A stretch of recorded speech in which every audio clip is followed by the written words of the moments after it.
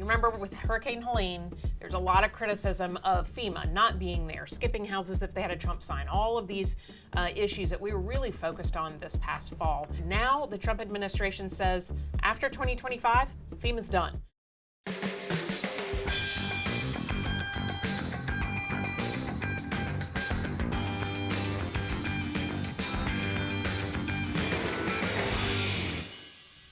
Hi, and welcome to the Debrief. I'm Donna King, Carolina Journal's editor-in-chief.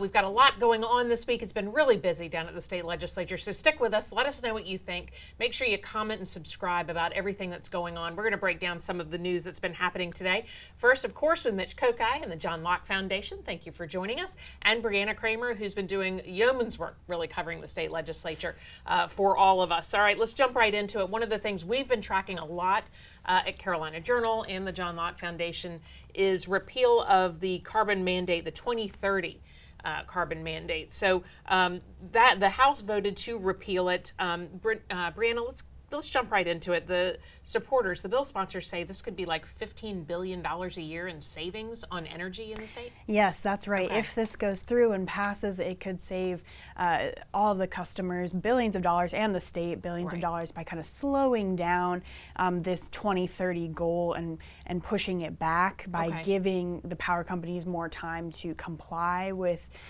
kind of these green carbon neutral initiatives. So instead they would remain with that 2050 goal. Sure.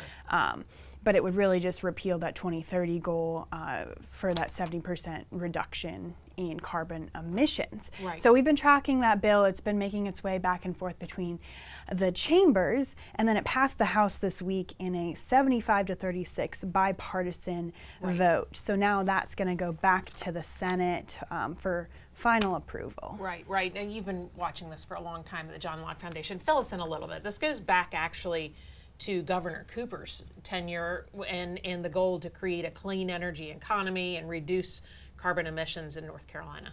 It does. House Bill 951 was the response to Governor Cooper's idea of let's try to make things as carbon neutral as possible, get rid of carbon in anything the state government can control on that front.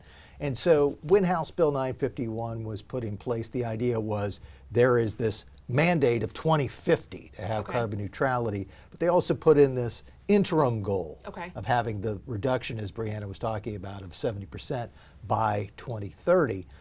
What lawmakers were finding, though, was that as the utilities were responding to this 2030 interim goal, they were taking steps that did not seem to comply with one of the larger pieces of the legislation, and probably the most important thing, which was as you were making these changes in the allotment of energy, make sure it's least cost and reliable. That's huge. And the utilities, the legislators were seeing, were because they thought, okay, we have to have this 70% reduction, they were moving more and more toward renewables, but putting the least cost and reliable part to the side.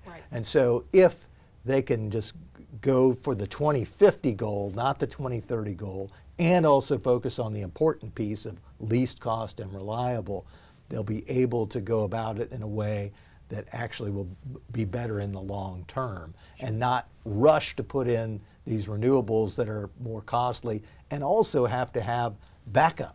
Because the sun doesn't always shine, the wind doesn't always blow. You have to have backup sources.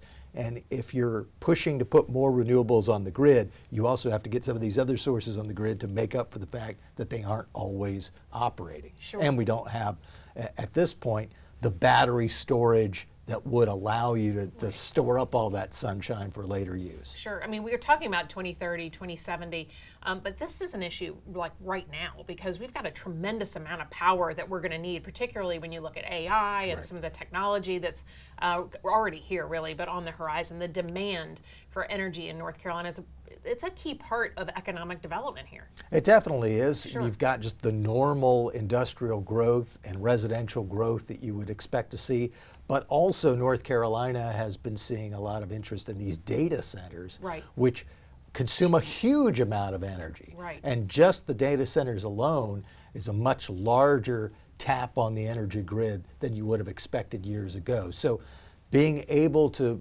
meet that demand with the least cost, reliable sources Right. is going to be important, rather than just saying, oh, because we set this sort of mandatory goal for no real apparent reason to have Right. things done by 2030, that's going to skew things away from the best approach in terms of making sure that we have a reliable source and that the ratepayers aren't socked with bills that they don't need to pay, just because politicians years ago said, oh, why don't we say 70% reduction by 2030? Right, I mean, right. there's nothing within the federal law, there's nothing within good public policy that says you have to have something by 2030. That was just something that was chosen years ago when they said 2050 is the mandate. Why don't we throw in this 2030 goal? Stopgap, yeah. Where does nuclear fit into this? This is something that we've been talking about. When you're really talking about efficiency and abundance of energy, it has to be something that's under consideration. Yes, if you are really interested in reducing emissions, but also want to ensure that people are not going to have to pay an arm and a leg for their energy, Right. nuclear has to be a big factor of it. There are no emissions from nuclear.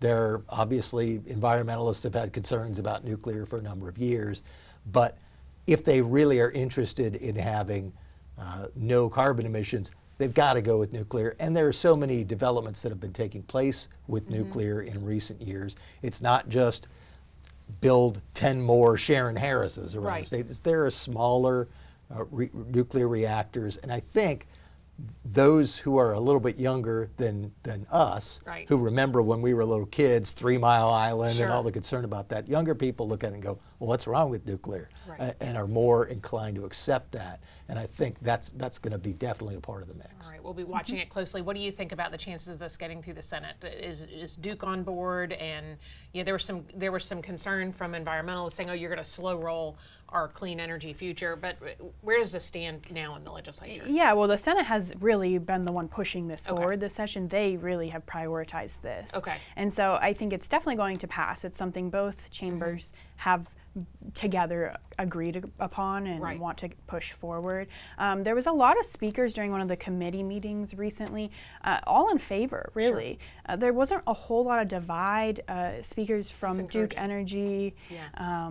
Donna Bryson at the Oh, John yeah, Locke right. Foundation. Oh, right, yeah. Yeah, there was a lot of different speakers there in support of this All right. bill going forward. And I think one thing legislators brought up was, as the population is increasing in North Carolina and you're seeing the surge in power demand, Right. this is something that we need to do for the reliability aspect. Right. Because we don't want to end up like other states with blackouts. That's something they were Sure. arguing for. Sure. All right. And the devil's yeah. going to be in the details on this, Yes. because the House version does put some things in there that were not in the Senate version.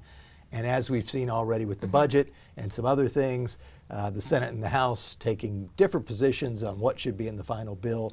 So while both sides definitely seem to want to do this, are they going to be able to come to a relatively quick agreement about how to do it? That's the question. And Stein, because then it's really up to Governor Stein. Yeah, it is, but this bill does have the support from, I think, about a dozen or so Democrats. Okay. So That's encouraging. It is. All right, well, let's talk about the REINS Act. We've been talking about this a lot. North Carolina, right on the cusp of being one of, I think, about 17 states, 12 to 17 states that have passed legislation to have government agencies a check in place so that state legislature can keep tabs on it and pass anything that's so expensive that it really should be passed by the state legislature and reviewed and passed as a law. Tell me about the REINS Act and where we are right now. Yes, so this week it passed the Senate in a 26-17 vote. So it's now going to go back to the House for concurrence. Okay. So just like the other bill we were discussing, depends on if the House agrees on all the little changes that Sure. were made and if they're going to concur or keep kind of debating going back and forth on this one. But this, again, another bill that both sides, both chambers want to see passed this session. Okay. So what this would do is require legislative approval for any rule that's going to have a $20 million impact over 5 That's years. a lot higher than it was. Right? Yeah, and Okay. that's the Senate that made that change. That's Okay. a lot higher than the House had put it at, I believe, million. $1 million. Right. So a large change from the Senate side in that regard. So we'll have to wait and see if the House concurs on this. And really a different thing that I thought was interesting is that it changed, the Senate changed the title. Okay. So right. yeah, it was the REINS Act, and then they changed it to limit rules with substantial financial costs. Interesting. All right. All right. So do you think that this is a win for oversight, or are we creating another level of bureaucracy? That's what critics are saying, that, well, now it's got to go through the legislature instead of the efficient way, which is, the unelected agency head. Well, the point is, this is the type of thing that at base level should be going through the legislature anyway. The reason that you put it through the bureaucrats, through the agencies, is the argument was the legislature doesn't have time to deal with this sort of thing. Right. Let's let the experts take care of this. But the experts don't always necessarily have the public's best interest in mind. We've seen that in other respects, in other aspects of state government.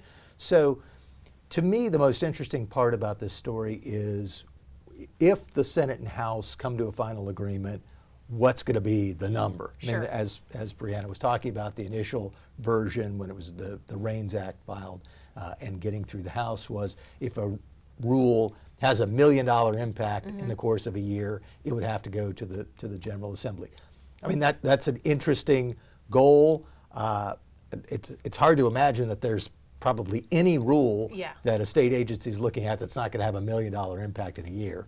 Maybe there is somewhere, but that sounds like it would probably put most rules back in the General Assembly by going with $20 million over, is it 4 or 5 years? 5 years, $20 million over 5 years. That makes it a little more possible for state agencies to deal with rules that would have a little bit less impact without having to go to the legislature. My guess is if they can reach an agreement and they're interested to do it, it'll be somewhere in between. I think there's another piece in that Senate version that says, although they raise the dollar figure to bring the issue back to the General Assembly, they also put in a couple other numbers of what would have to happen at smaller levels. I think it was, if there's $1 million impact over several years, then the board that approves it has to approve it in a supermajority vote, and if there was another interim figure there where it would have to get through not just that board with a supermajority vote, but then there would have to be some other safeguards taking place without it having to come back to the General Assembly, which I think is the Senate's way of saying, look, we see that these really big rules should come back to the General Assembly.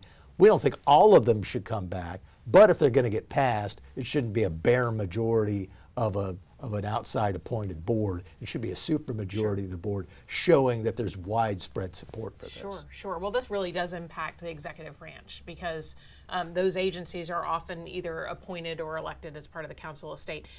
Where do you think Josh Stein is on this? Do you think that he would have the support? I haven't seen anything indicating either way. What's the prevailing wisdom? I'm not sure exactly where he would stand on this, because this isn't really something Democrats have shown support for, because they have expressed concerns over overreach from the legislative branch into the executive branch, taking away the executive branch's powers, basically. So I think this is probably something he would not be in support we'll be watching that pretty closely, because I feel like we're going to get something passed by the legislature here soon about the REINS Act, which is now under a different name, but other states have done it. Utah did it this year.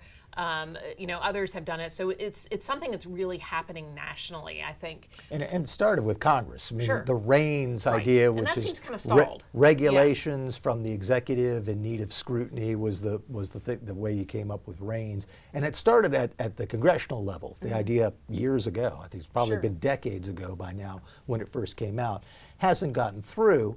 But people looking at that and saying this is a good way to keep the administrative agencies in check, put the legislative branch, which is supposed to be the lawmaking branch, putting it back in charge. States said, okay, that's a good idea. Let's try to apply it here. As you mentioned, now a number of states have put something like this in place.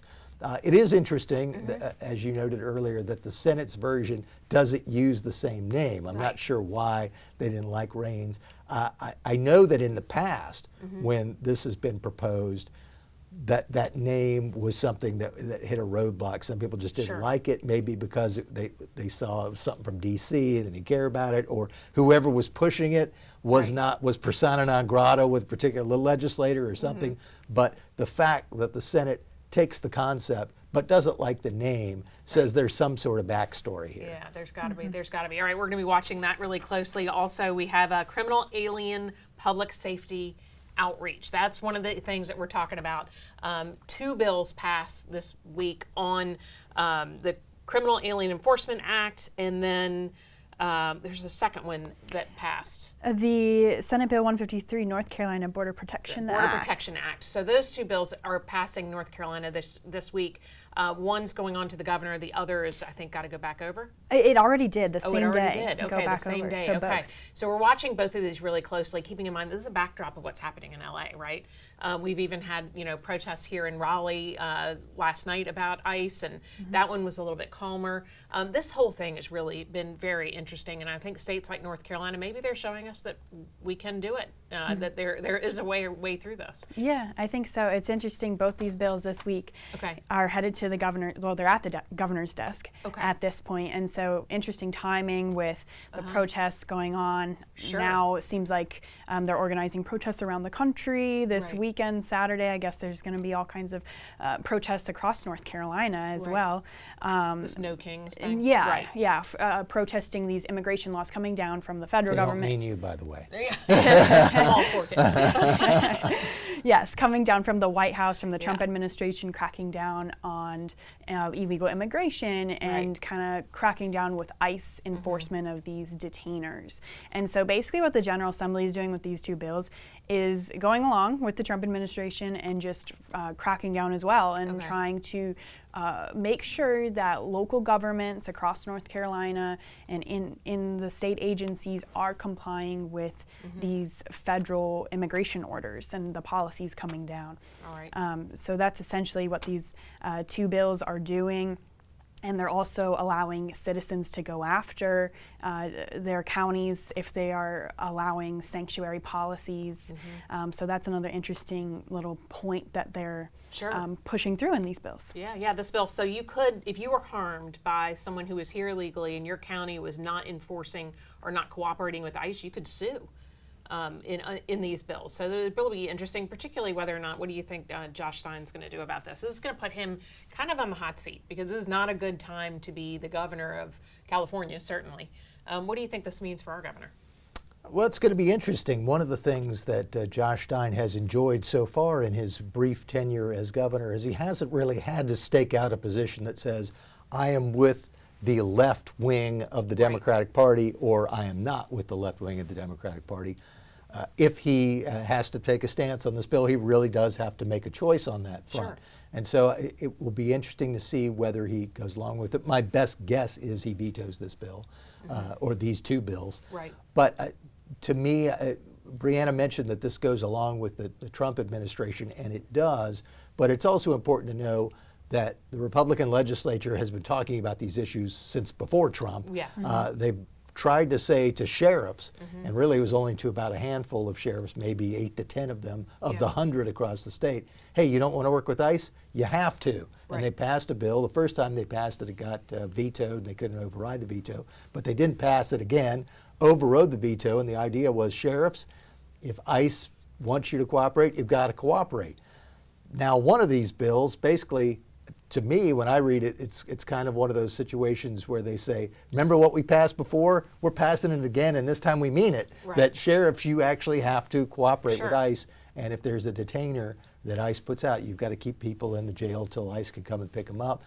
The piece about allowing a resident of a county or city to sue, I think is very interesting. It'll be, if this goes through, if the law survives, if for some reason Josh Stein allowed it to become law or signed it, or if he vetoes it, but some Democrats will go along with Republicans to make this law, it will be very interesting to see how often that happens, because even in the bluest of areas, there are some conservatives, some Republicans who will say, I don't like this policy, I'm suing. And they'll find some reason to file a suit. It'll be interesting to see what happens. Absolutely. All right. So anything else that you're paying attention to that we need to be aware of? Well, there's one other bill that is going to the governor's desk, and that's that permitless carry, constitutional carry bill. Permitless carry. Okay, so, tell me about that. Yeah. So that passed the House this week in a 59 to 48 vote. We had 2 Republicans join all of Democrats in voting against it, Okay.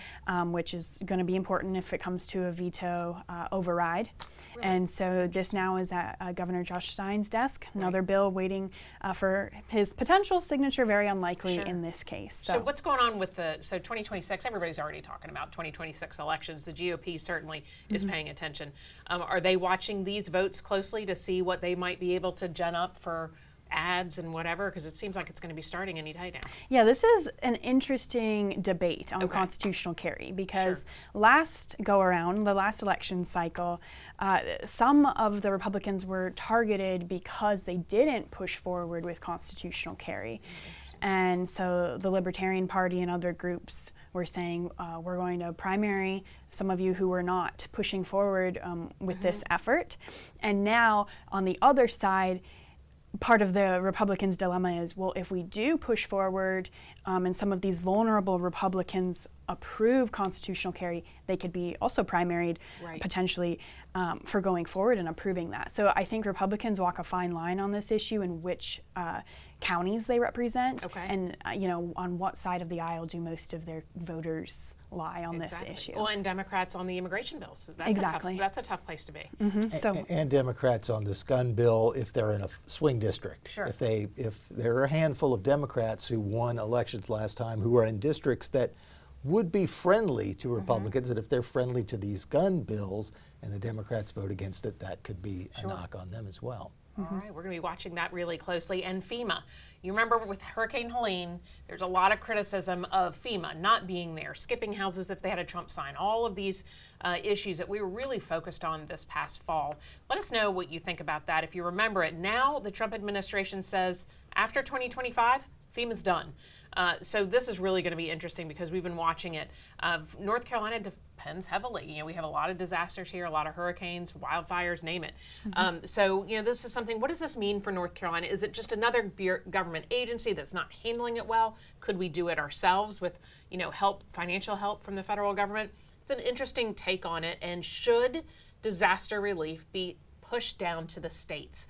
That's something a lot of folks were calling for when we saw how poorly the immediate Helene aftermath was. Tell me what the latest is on this. Yeah, so Trump is saying that he wants to get rid of FEMA. He's been saying that for a while now. Sure. But this week he brought it back up and said, we want to get rid of it and push it down to the state level, which really, for a lot of people, might sound nice because then you'll get the money directly. The state can handle their own emergency disaster relief response. But for a state like North Carolina, where we've struggled and we've had a lot of issues with how we've handled past disasters, there's questions that remain because are we going to be prepared and organized to distribute that money in a proper way? Or do we need some kind of federal guidance because it seems in the past, the state of North Carolina hasn't been able to handle it on their own. But Trump is really saying FEMA has not been a successful experiment, he said, and it's extremely expensive. So it is. It was started under the Carter administration around the time, I guess, that the Department of Education was, which is really interesting that we've had two of these things kind of implode here in the last year or so. What do you think about this? How realistic is it, first, that we can, in one fell swoop, push this down to the states? Because at the end of the day, I do feel like the state could do a better job than what FEMA's doing. It could be pushed down. I think probably the biggest challenge on this is that FEMA wasn't something a president created. Sure. So I don't know that Trump in and of himself can get rid of it. It probably would require Congress taking some sort of action.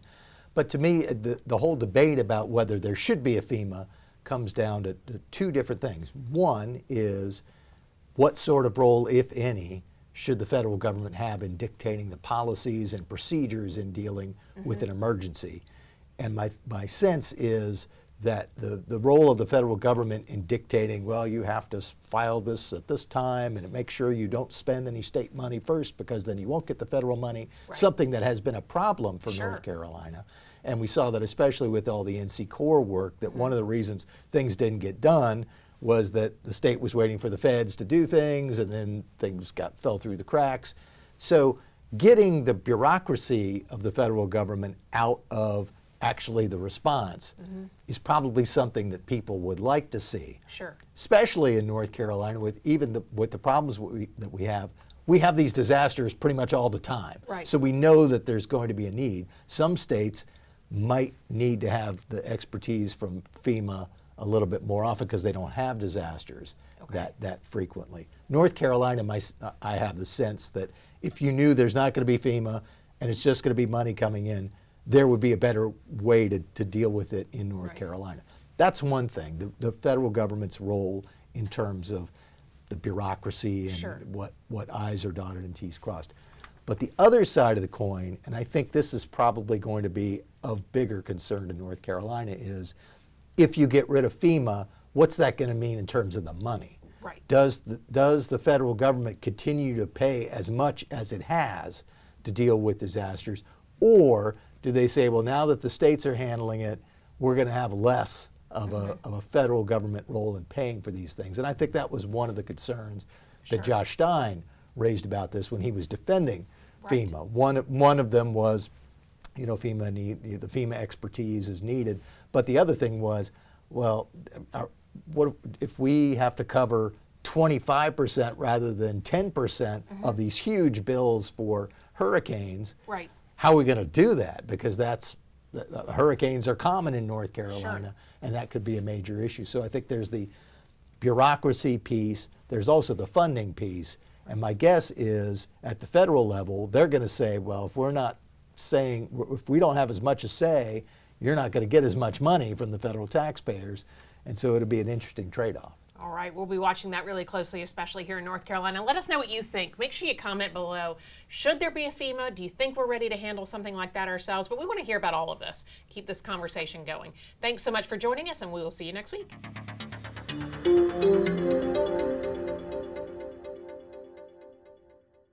Did you learn something? Make sure you subscribe to Carolina Journal's YouTube channel and watch the Debrief every week, where we're going to be breaking down everything happening in your state government. And check out carolinajournal.com for the latest breaking news.